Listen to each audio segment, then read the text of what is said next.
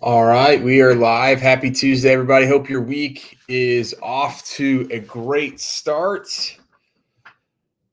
Here in Missouri, it's been a little bit of a chill or a breeze, if you want to call it, after being pretty consistently in the 90s, upper 90s, and even low 100s. So I actually just got done with the workout outside, but it's still pretty humid out here. So hope wherever you're at, you're enjoying some weather this week. 4th of July coming up, a lot of exciting things. We are to the end coming up here on Q2, halfway through 2022, which is pretty crazy to think about.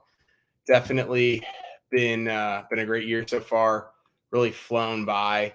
And in this video, going to go over a couple different things just on how we wrap up a quarter and recap it, and then also plan for the next quarter. So I made a post on Friday about what we had done with Height Digital St. Louis and having a meeting with our leadership team and all that good stuff on Wednesday of last week. Had a lot of people reach out to say, thanks for talking about some of that stuff. Was trying to figure out how we can better recap and then plan for the quarter ahead. So I figured, why don't I just dive in a little bit further into some of the stuff that we talked about the other day and some of the things that we do each and every single quarter. So going to let a couple people hop on here, grab some water real quick. So for those of you that are not familiar with the EOS model or the entrepreneurial operating system, that's what we run our company off. So each and every single week, we have our L10 meeting. So right now it's myself and Emily. We're really excited. Demi is going to be our director of client success, and she's actually starting tomorrow. So she'll be in St. Louis here with us. This is where she's located. And then Emily's coming in from Columbia. But she'll be a part of our leadership team as well. And so each and every single week, we meet for an hour and we're progressing towards our quarterly rocks, which I'll talk about here in a second. And then we also take a look at our scorecard. So we have key metrics and KPIs that we measure the entire business on by department each and every single week. So if you're not doing a leadership or an L10 meeting right now, that would be something that I would recommend doing. But also I would recommend, if you haven't looked into the EOS model, looking into that. There's some great books on that, from Traction to Rocket Fuel. Those are some of the main ones, but that's how we run our business off. That's how we run our meetings off each and every single week. So last week, when Emily came to St. Louis and we had our L10 meeting, we did our quarterly rock review. So it was just basically taking a look at how we progressed towards our rocks, the ones that we hit versus, the ones that we might have fell short on. For us, a lot of those rocks were based on two main metrics: sales number and revenue, and then churn. So how many clients we are keeping on recurring services and things like that. So those are some of the key metrics, without getting too far in the weeds what some of our other rocks were and things like that. But those are just some ideas around what we have.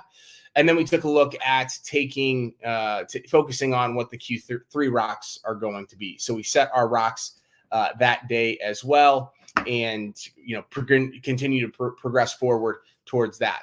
Now, when Demi comes on, she'll have her own rocks. We also have mini rocks for our account managers that are also on our team. So we're continuing to progress with those rocks being the overarching goals and targets that we have each and every single quarter. Also taking a look at SWOT. So we're going to be doing that again tomorrow with Demi now on our team. So just taking a look at a business SWOT analysis. So strengths, weaknesses, opportunities, and threats. That's something we do every single quarter as well. So we definitely recommend you do that. Then everything that we're doing, so whether it's a quarterly rock, a KPI, or we also do weekly goals every single Monday, all SMART goals. So we really want to focus on SMART goals as being the forefront of everything that we do, just because that way we can ensure that it is attainable. All of those different things, really focusing on the dynamics of SMART. So SMART is specific, measurable, achievable, relevant, and time bound. So those are the types of goals we like to set based off of those standards here for, again, not just our bigger overarching goals, but are ones that we do on a weekly basis or that we're working with our account managers on as well. So really important to kind of have that baseline for them. Right now, again, our leadership team is just myself and Emily. We'll be adding Demi tomorrow. So I got some questions on who is all on your leadership team. How does that work?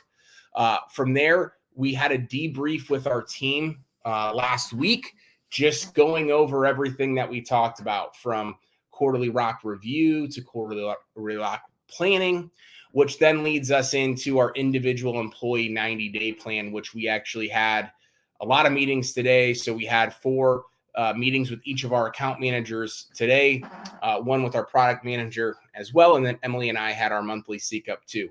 So in that, we're doing a 90-day plan with SMART goals. We're picking an overarching theme for the entire team. And then each employee picks a specific aspect of something that they want to work on, a skill set or an opportunity that they want to work on. So communication, proactiveness, were a couple of the ones that we talked about today. So these are the types of things that we do every single 90 days. Again, just to ensure that we're keeping consistent with the flow of recapping a quarter and then also planning for that next quarter.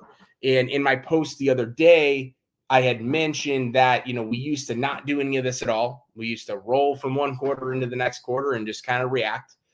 Then what we started to do is we started to plan, but it wasn't strategic and it wasn't documented and there was no process around it. And then we did it, but we would do it the first week in the quarter. And by that time, all of these other things are coming along.